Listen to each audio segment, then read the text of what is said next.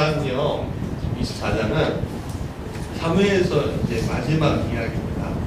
그리고 바로 열왕기서로 넘어가는 이야기가 있습니다.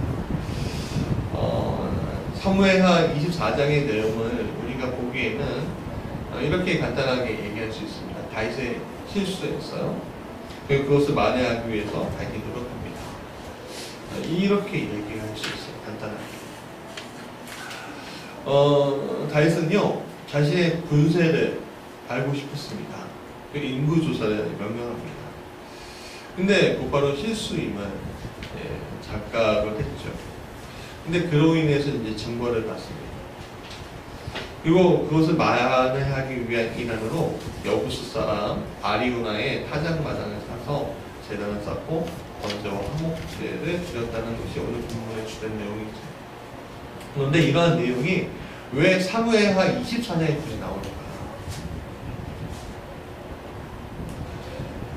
이 24장의 내용이 이제 다윗의 시대, 다윗 시대를 마무리하는 이야기거든요. 그 다음부터는 누구의 시대가 시작이 돼요? 다윗의, 맞아, 됐어. 다윗의 아들 솔로몬의 시대가 시작이 돼요. 굳이 왜 이 이야기가 다윗의 마지막 이야기가 되겠습니까? 성경학자들의 주석가들의 이야기는 이래요. 이것은 다윗의 후계 구도하고 또 자신의 비전하고 관련 지어서 이야기해야 한다는 거예요. 다윗은 전 왕이 누구였죠? 다윗의 전 왕이 바로 사울왕이죠. 사울왕의 전철을 밟고 싶지 않았습니다. 그리고 안정적으로 권력을 승계하고 싶었어요. 그렇기 때문에 자신이 가진 힘의 크기를 알아야만 했습니다. 또한 다윗은요 자신의 평생 비전인 뭐예요? 하나님의 성전을 짓고자 했습니다. 그러나 하나님이 허락하지 않으셨죠. 그래서 그 비전을 이어줄 후계자가 그에게 필요했다는 거예요. 그리고 성전을 지을 땅도 필요했다는 겁니다. 그러한 인과관계 안에서 성경은 사무엘하 맨 마지막 장에 이 이야기를 넣었다는 겁니다. 왕이라는 당연히 해도 그냥 뭐 해도 상관없는 인구조사, 뭐 땅을 사는 거, 뭐 그런 거는 뭐 교육 뭐 그렇게 내용이 들어갈 이유가 없을 것 같은데 굳이 이것을 했습니다. 근데 하나님이 그것에 대해서 판단하셨다는 거예요. 그리고 여기서 참 이상한 일이죠. 왜 하나님이 그것을 싫어하셨습니까? 그리고 그 선지자 갓을 통해서 책망하십니다. 왜일까요? 왜? 아니 하나님 제가 가진 재산의 규모를 알기 위해서 제 재산을 하나하나 제가 사귄 친구들의 알기 위해서 친구들의 수를 이렇게 헤아려보고 내가 받은 것을 알기 위해서 내가 이렇게 해보고 싶은데 왜 그거 싫어하시죠? 그렇게 얘기할 수 있잖아요. 이런 찬양이 있잖아요. 받은 복을 세워보아라 그 신복을 내가 알리라. 이 찬송가 429장 내용이거든요. 후렴부입니다. 다윗은 그 복을 한번 세우려고 보려고 했다는 거죠. 근데 하나님 그거 싫어하셨다는 거예요. 지금 이 찬양은 내가 어렵고 힘들 때 부르면 굉장히 도움되는 찬양입니다만 그냥 예수를 말씀드리는 거예요. 내가 지금 안정적이고 하나님께서 함께 하신다고 생각할 때 내가 이런 일이 무엇을 할 수가 있지? 이런 거 있잖아요. 우리가 살면서 가장 조심해야 할 때가 있습니다. 그건 뭐냐면 가장 안정되고 내가 제일 잘 나가고 있을 때 잘 나가고 있는 우리는요 우리의 에너지가 넘쳐서 자기의 에너지를 과시하고 싶은 욕망이 막 부들부들 떨어요. 막. 좋아서 여러분 분노에 의해서 막 떠는 것도 있고요 행복해서 막 떠는 것도 있습니다. 떨림이죠, 떨림. 이거 어떻게든 전하고 싶어. 이거 어떻게든 얘기해주고 싶어. 이런 힘의 가시는 결국 오늘 내가 이렇게 잘된 것이 하나님의 도우심은 있었지만 나의 능력도 있었어. 그렇게 생각할 때 나타나게 되는 거예요. 근데 결국 이러한 일들을 보면서 성경을 보면요, 항상 그런 일들이 일어나는 그 순간에 어떻게 해요? 닥치시잖아요. 그런 것들, 나의 능력, 나의 과시, 내가 했어, 이런 것들로 가득 찬 성경이 뭐냐면 사사기예요. 하나님의 구원하심을 받고 안정적으로 살다가 하나님 버리고 또 하나님이 이민족을 통해서 어떻게 해요? 괴롭게 하시고 또 회개하고 그 반복이 되잖아요. 사사기가. 오늘 다윗도 마찬가지예요.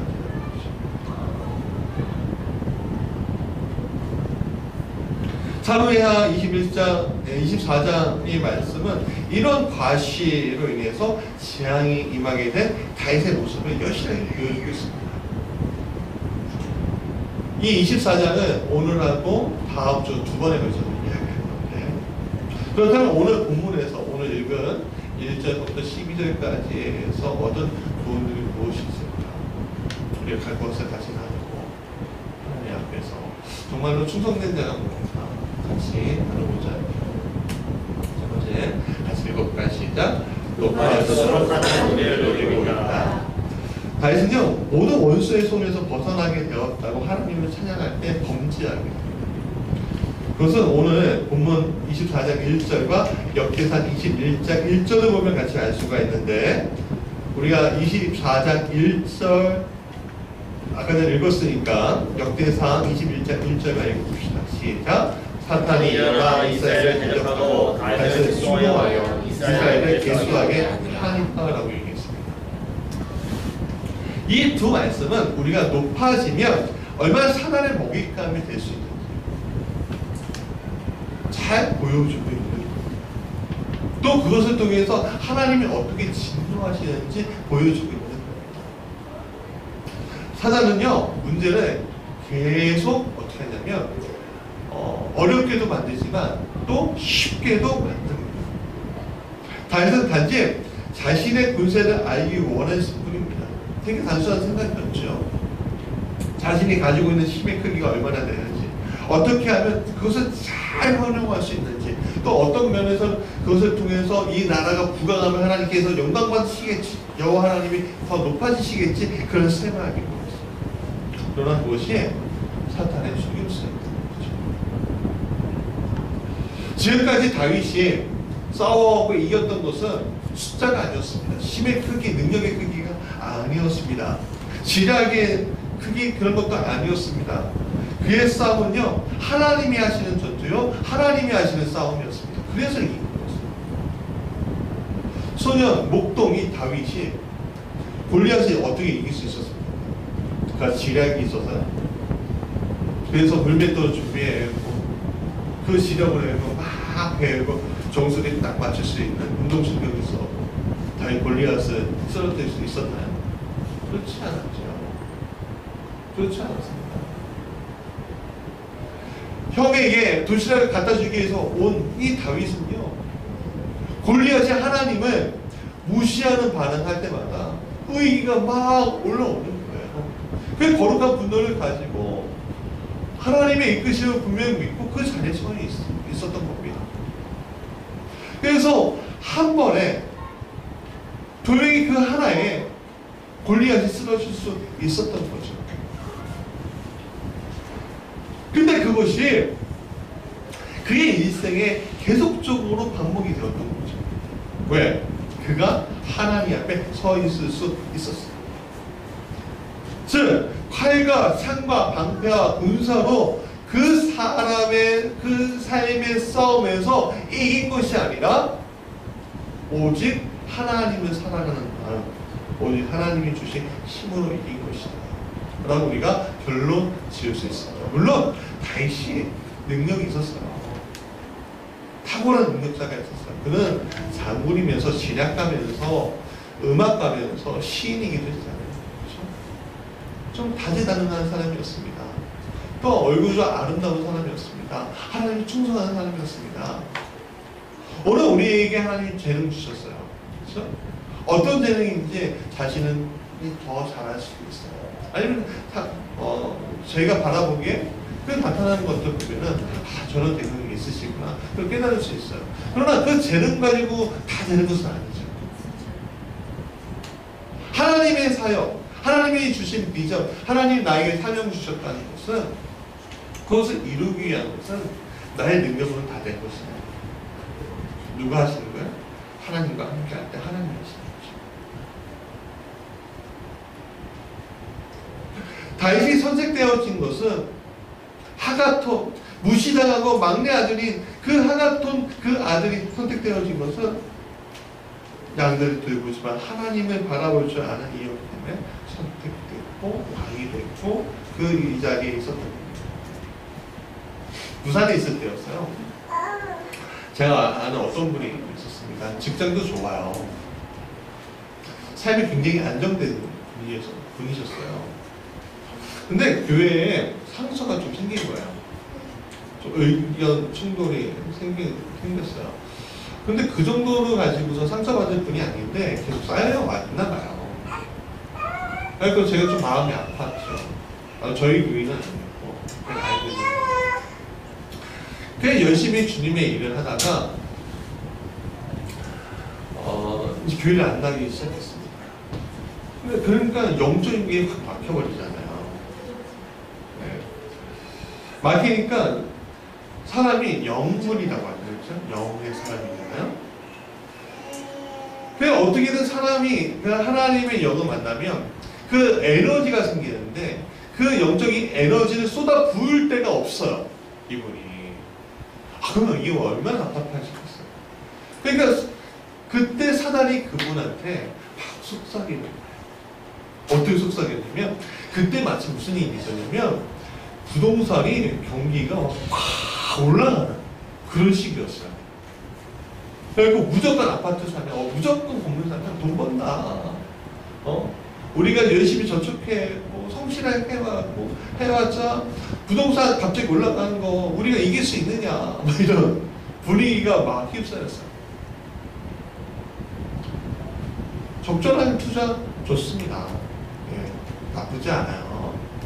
잘 포착하고 잘 판단해서 투자하시고 또 돈도 버시고 하는 거 하나님 축복일 수 있습니다. 근데 이분이 문제가 뭐냐면 그 영적의 에너지를 겉쪽으로 다 쏟는 거예요. 하나님 없이. 마음은 조금 좀 무겁긴 해요.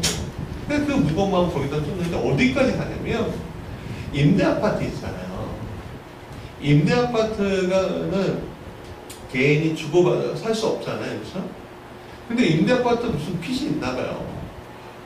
그리고 무슨 후순위 채권 같은 걸 사갖고 그걸 가지고 있었나 봐요.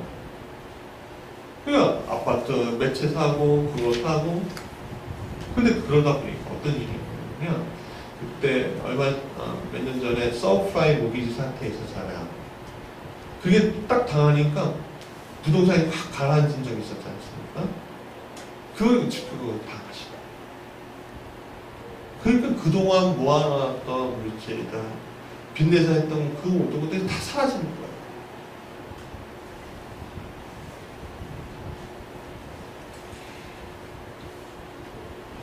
그때 전 국민이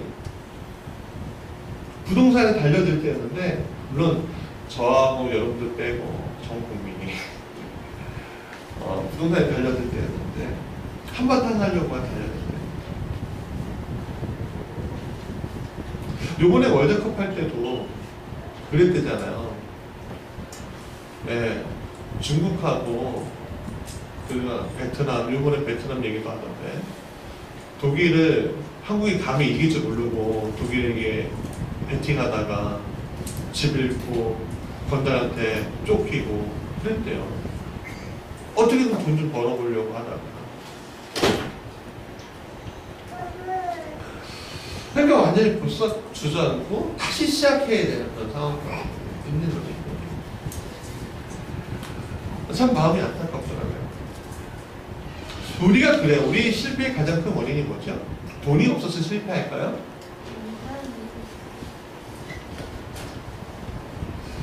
후원자가 없어서 그럴까요? 실력이 없어서? 재능이 없어서? 우리가 실패하는 걸까요? 아니면 배움이 없어서 우리가 실패하는 것일까요? 그렇지 않습니다. 우리가 실패하는 가장 큰 이유는요, 하나님이 없기 때문에 실패하는 거예요. 어떤 사람은 어려울 때 하나님 의지하다가 성공해서는 돈과 친구와 세상 것을 가지고 다른 위기들을 이겨나가요.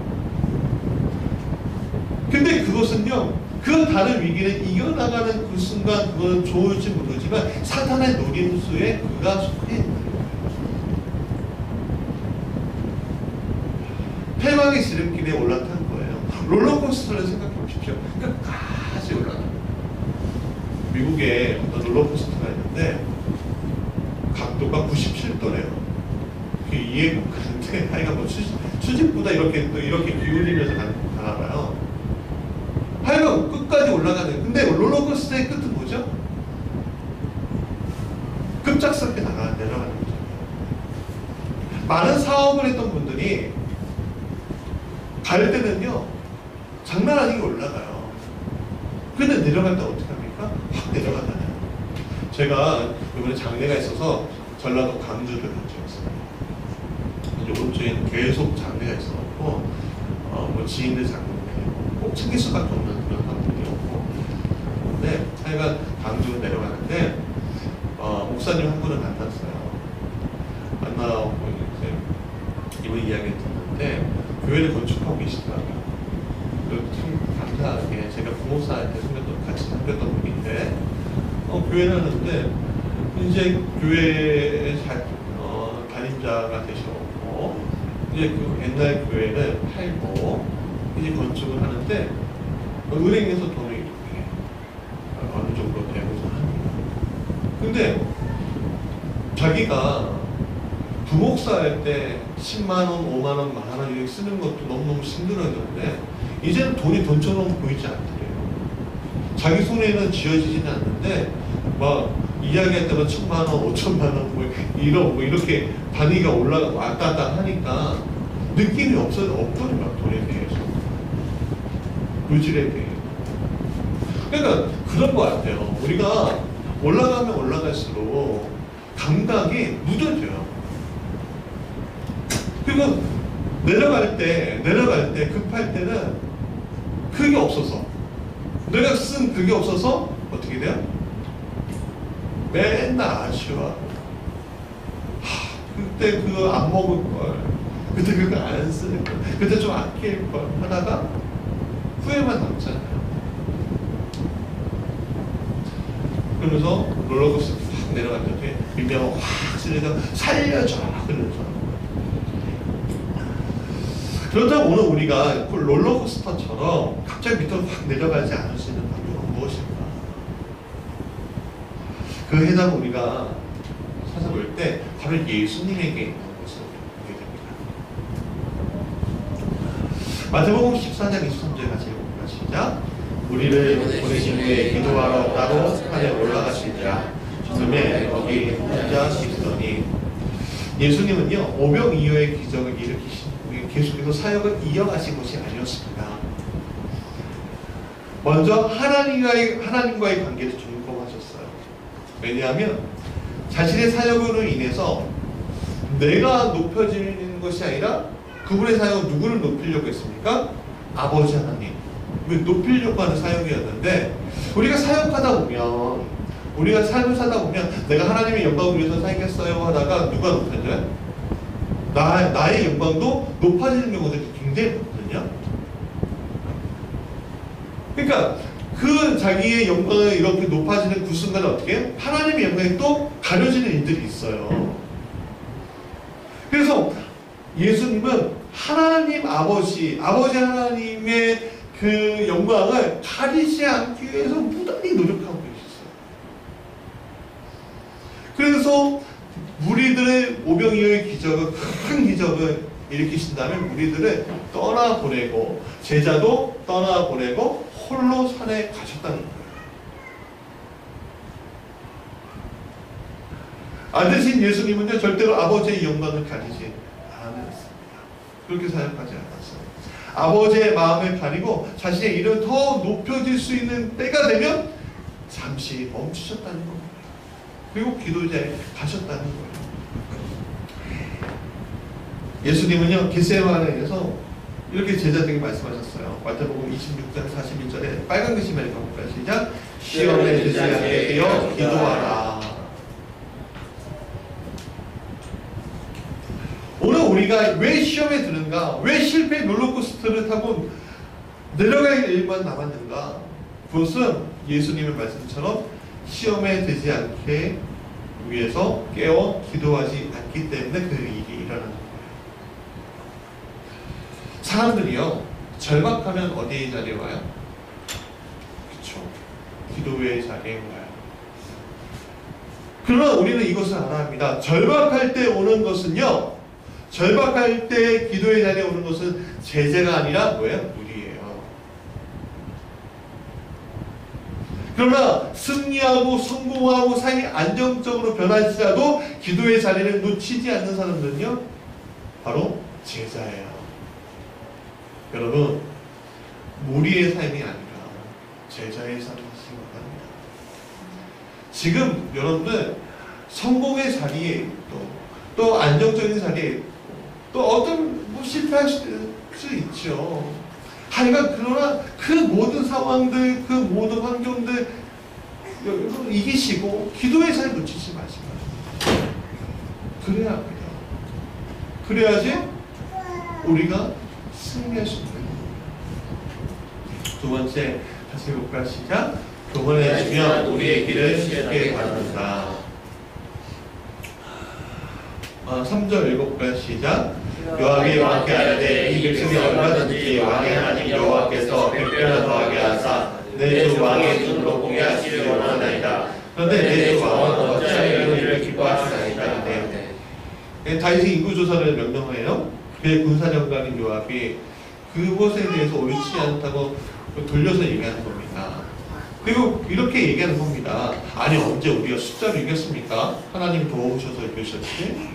그거 하지 맙시다. 그렇게 얘기하는데 4절에 가니까 왕이 재촉했다. 그 얘기가 나오잖아요. 빨간 글씨 한번 읽어봅시다. 시작. 왕의 명령이 너와 아빠가 그의 사람들을 찾으라. 교만한 사람들의 특징, 특히 패망을 앞둔 사람들의 특징은 다른 사람의 말을 듣지 않는 데 있습니다. 다윗도 마찬가지였습니다. 다윗은요 요압의 춤을 돌격하지 않았습니다. 일제 식민지 시절에 일제시대 때 일본이 미국하고 대결했어요. 그래서 진주만 공습하고 처음에 잘 나갔습니다. 근데 국내 정치적으로는요 그거 원치 않았어요. 미국과 어떻게든 타협하기 원했고 미국과 어떻게든 그 문제를 해결하려고 외교적으로 양보하더라도 그러려고 했습니다. 근데 일본이 패망하는 근본적인 이유가 뭐냐면 정권을 잡은 군인들이 귀를 기울이지 않고 우리가 이길 수 있다. 그런 허황된 생각을 가지고 충고하는 사람들의 이야기를 듣지 않았던 거예요. 특히 해군, 일본의 해군.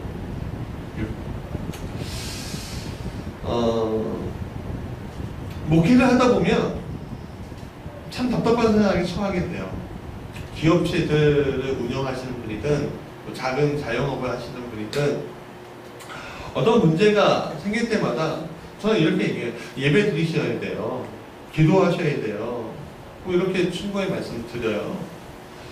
근데 이분들이 반응이 참 재밌는 게 뭐냐면 네 이렇게 내 앞이니까 네 하는데 기도의 자리에 안 오고 예배의 자리에 오지 않아요.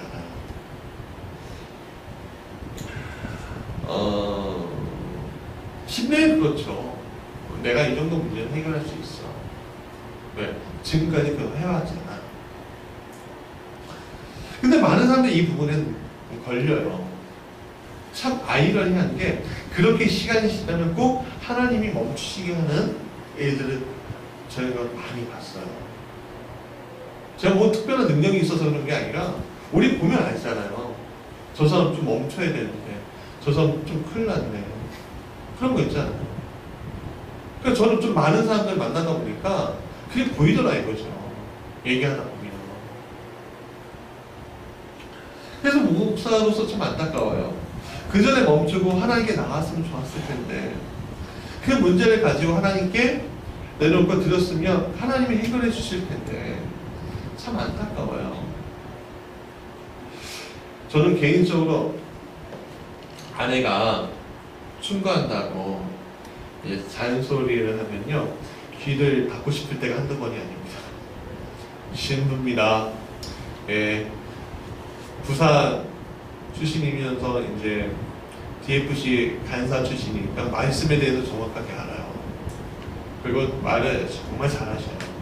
그러니까 충고를 잘 해주시는데 한 번 하면 되시는데 두 번, 세 번 하시면 너무 힘들어요. 너무 힘들어요.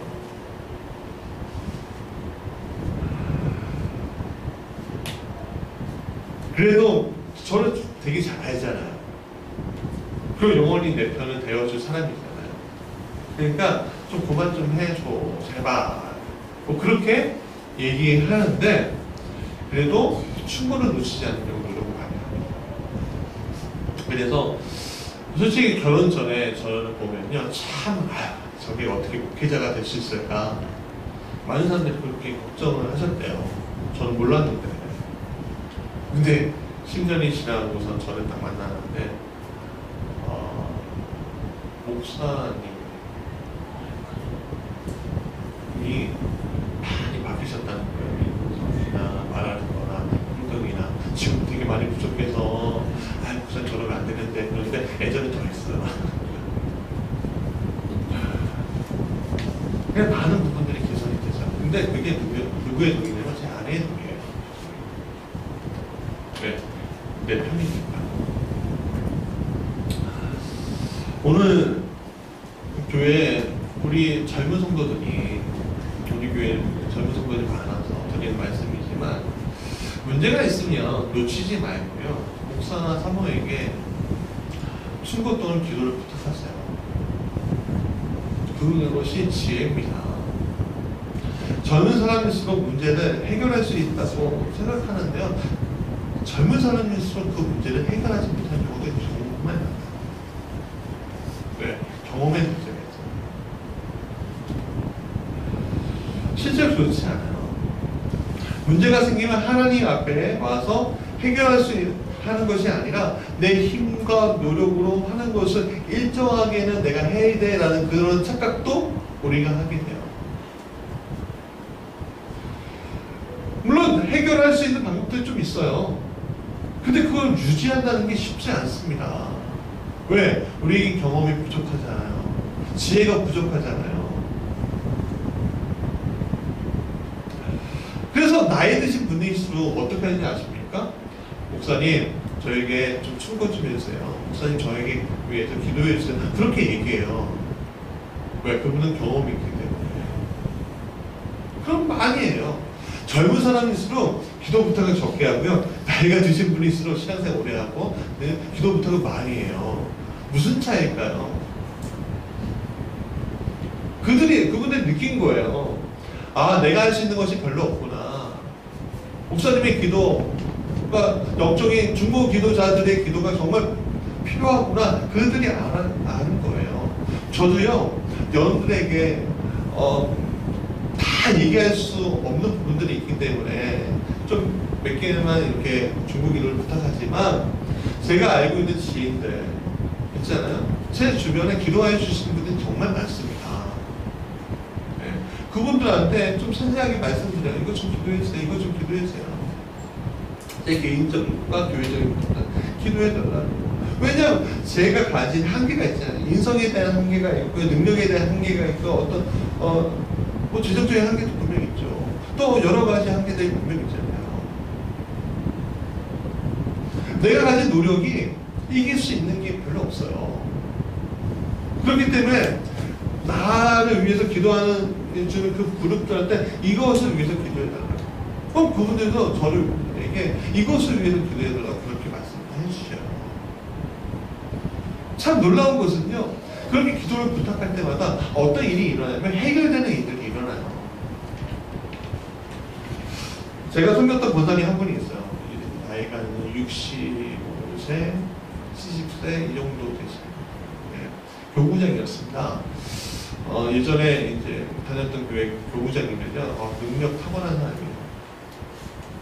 근데 늘상 저에게 이렇게 하는 거예요. 목사님 기도해달라고, 기도 부탁한다고, 이거 어떻게 하면 좋겠냐고. 아니, 젊은 제가 뭘 안다고 충고를 해주고, 그분보다 얼마나 더 기도해 줄 수 있겠어요. 근데 부탁을 하는 거예요. 우선 문제가 생기면 기도해달라고 하고, 그럼 그 자신도 기도의 자리에 가요. 언제 한 번은 그분이 부평 문화의 거리 3거리인데 거기에 빌딩이 안에 상가 두 채가 있었어요. 한 4층인가 5층인가. 근데 치과 건물이었는데 치과가 두 채를 다 쓰고 있었는데 한 채만 쓴다고 하고 한 채가 빈 거예요.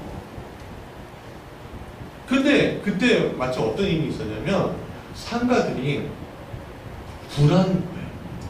그러니까 안 들어오는 거야. 그러더니 무슨 일이 있냐면 그걸로 생활비를 했는데 반토막이라고 그 반토막이라는 거기에서 관리비를 또 내야 되니까 생활이 너무 어렵게 되는 거예요. 그러니까 제가 그것을 위해서 기도를 부탁하는데 어떻게 있겠습니까 제가. 지나갈 때마다 올라가고 기도해야 하고 또 내 기도의 자리에서 그것을 위해서 기도해 주고. 그때 참 놀라운 건 뭐냐면 얼마 있다가 그게 해결되더래요 이거죠. 딴 데는 비어있는데 제가 능력이 있어서? 아니에요. 기도의 자리에 서고 중보 기도의 힘이 그런 일을 일어나게 하는 거예요. 오늘 내가 다른 사람들의 충고를 듣는 자인가 아닌가, 즉 교만한 자인가 아닌가는 이것으로 알 수 있어요. 우리가 예레미야 13장 15절 같이 해볼까? 시작. 너희는 들을지어다 그리를 기울일지어다 교만하지 말지어다 여호와께서 말씀하셨습니다. 오늘 우리가 하나님이 말씀하시는 것들에 대해서 내가 반응하고 있는지 아닌지는요, 상대방이 나에게 해주는 말이 잔소리로 들리는지 충고로 들리는지 느끼면 알아요. 이 잔소리 아니면 이 충고의 말들이 내게 내가 지금 거슬리고 있어. 되게 거슬려. 마음이 답답해. 너무 화가 나. 그 말들이 그러면요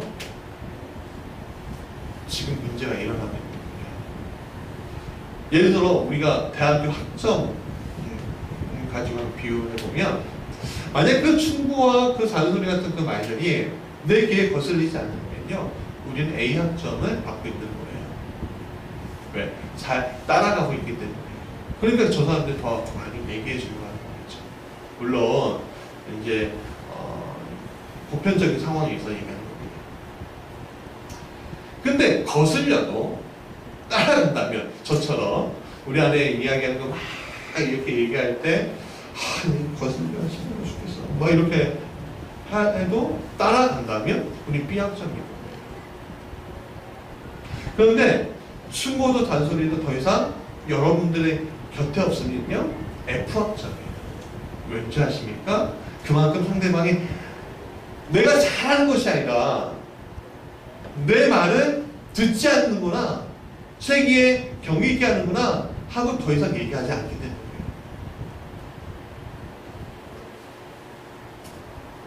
여러분 어떠하십니까? A학점이시죠? 나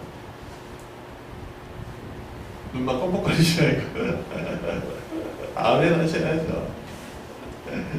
근데 A학점이신 분들, 전 B학점이니까 이제 A학점으로 달려가야 되겠어요. 근데 여기서 만족하지 말아야 돼요. 학점에는 A만 있는 것이 아니라 뭐도 있어요? A 플러스가 있어요. 그렇죠? A 플러스. 그러면 A 플러스를 받는 사람은 어떤 사람인가? 상대방이 하는 잔소리, 충고를 내가 판단하지 않고 하나님 앞에 재빠르게 나와서 해결하는 사람이 A 플러스예요. 공부 잘한다고 해서 A 플러스 받으면 다 좋겠는데 인생은요 공부가 아니잖아요.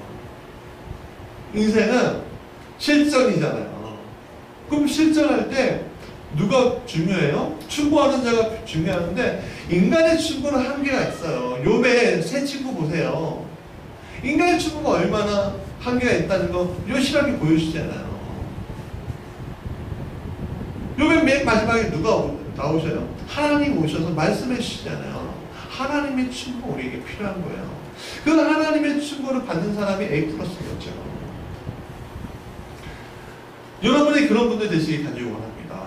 간절히 기도합니다. A 플러스 정말 사람의 충고도 잘 듣고 하나님의 충고를 정말 잘 듣는 따르는 이들 되게 간절히 원합니다. 만약에 우리 가운데 F학점이 있다면 하나님도 사람의 소리도 안 듣는 것입니다. 그것은요 언제라도 하나님이 치실 준비가 되어 있는 상태, 사단이 끌어잡은 상태가 되어 있다는 것, 이미 진행되고 있는지도 몰라요.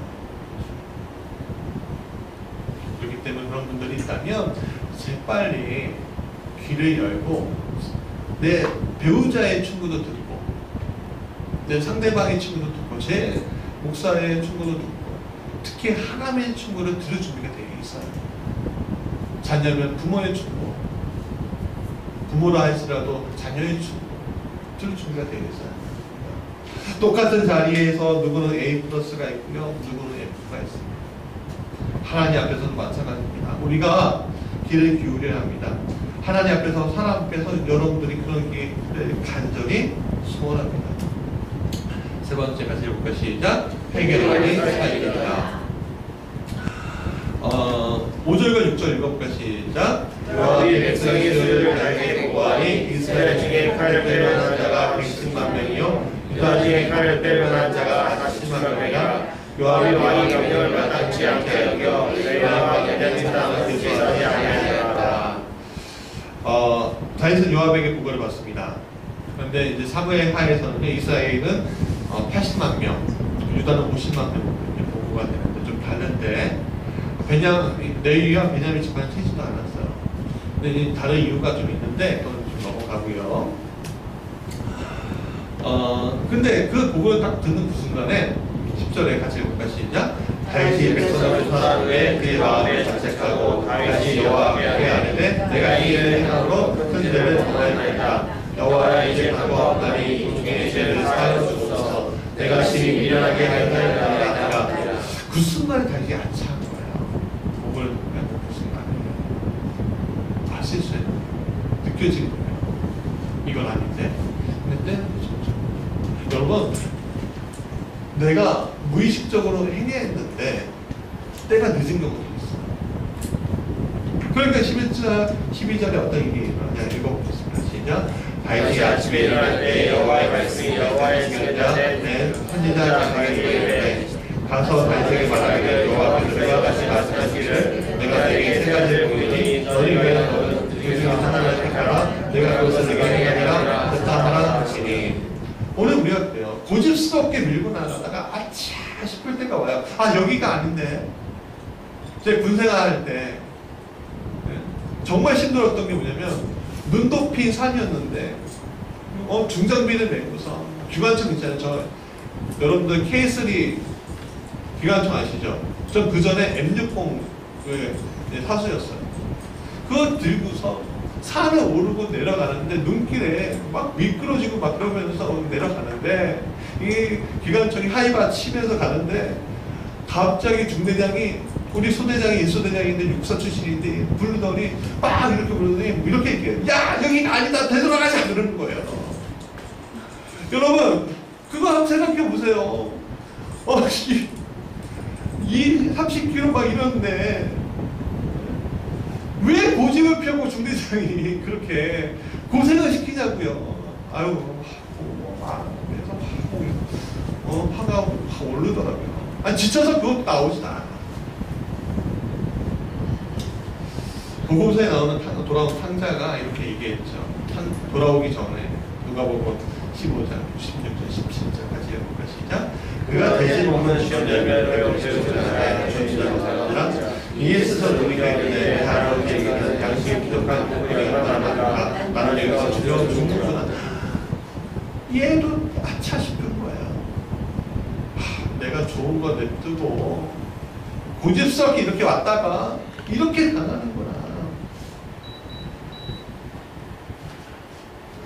그렇다면 이런 상황에서 우리의 선택지가 어떻게 해야 될까? 다윗은 아차 싶을 때 그의 선택지가 어떻게 했는지 아십니까? 바로 사람을 불러고 뭐라고 하는 것이 아니라 하나님께 나아갔다는 거예요. 거기에 다윗의 위대한 점이 있었던 겁니다. 우리는 실수하면요, 하나님 앞에 부끄러워서 못 나가는 경우들이 많아요. 근데 다윗은 그렇지 않았다는 거예요. 실수했지만 그것을 가지고 하나님 내가 실수했다고 얘기해야 한다는 거예요. 얼마 전에 이제 천주교인들 뭐라고 하고 얘기를 좀 나눴어요. 근데 이분한테 좀 물어봤어요. 천주교인들은 어떻게 신앙생활 하나요? 이렇게 좀 물어봤어요. 잘 모르거든요, 솔직히. 근데 고해성사가 2번 있대요. 네. 고해성사가 뭐죠? 신부님 안에 자기의 어떤 속에 있는 죄들, 모든 죄를 고백하고 어떻게요? 사함받는 거예요. 예수 믿음으로. 근데 원래는 부활절, 성탄절 2번 있는데 그것도 시대의 변화. 그러니까 한 번만, 부활절 때 한 번만으로 딱 줄었대요. 그 고해성사하는 걸 그렇게 싫어한다는 거예요. 왜죠? 내 걸 끄집어낸다는 게 고통스러우니까. 근데 다윗은요, 내가 회개하는 것만이 내가 살 길인 것 같아. 그래서 주님 앞에 엎드렸다는 겁니다. 이게 에이포스 받은 사람의 사람들의 특징인 것 같아요. 뭐냐면 내가 모르면 선생님한테 물어보는 거, 선생님한테 뭐 이렇게 혼나는 거 걱정하지 않고 모르면 하고 물어보면 되는데, 교수님 찾아가면 되는데, 교수님과의 관계가 내가 서운해. 선생님하고 넌 좀 힘들어. 쟤하고는 좀 그래. 막 이러면서 빼다가 학점을 못 받는 경우가 얼마나, 문제를 못 푸는 경우가 얼마나 많습니까? 우리가 고속도로 다닐 때 생각해 보십시오. 여러분, 고속으로 다니다가 딴 생각하다가 혹시 자기가 가야 할 때는 못 가고 빠져야 될 때는 못 가고 쭉 간 적 있으세요? 내비게이션 잘못 보고? 네, 좀 많아요. 저는 좀 약간 길치가 있나 봐요. 그러면요, 그냥 일반 국도일 때는 괜찮아요. 조금만 더 돌아가면 되는데, 이 고속도로는요, 어떻게 하냐면 엄청 가잖아요. 수십 킬로 갔다가 와야 되잖아요. 제가 좀 실수하는, 항상 좀 착각하는 도로가 있어요. 뭐냐면, 강변북로. 성산대교하고요, 성산대교 가는 거하고요, 성산대교 쪽으로 이렇게 인천 쪽으로 가는 길이 있는데, 그 길로 가려고 하는데, 항상 거기가 헷갈리는 거야. 그리고 남부순환도로 항상 타. 그 남부순환도로 타면 그 앞에 좀 내리는 길이 있어야 되는데, 그렇지 않고 저기 서울 중간까지 올라가야 되는 거예요. 그러고선 돌아와야 되는 거예요. 여러분 생각해 보십시오. 그렇게 하면 뭐가 생겨요? 토요비, 기름값, 시간, 이런 것, 피곤함, 이런 게 다 쌓이잖아요. 여러분, 오늘 우리가 그런 소모를 줄이자 이거죠. 10절에서 다윗은 자책해요. 자신의 일을 큰 죄로 여겨요. 그래, 우리가 살 길은요, 우리가 하나님 앞에 내가 죄를 지었다고 느꼈을 때 그 순간에 우리가 회개의 자리, 하나님께 기도하는 자리에 서는 거예요.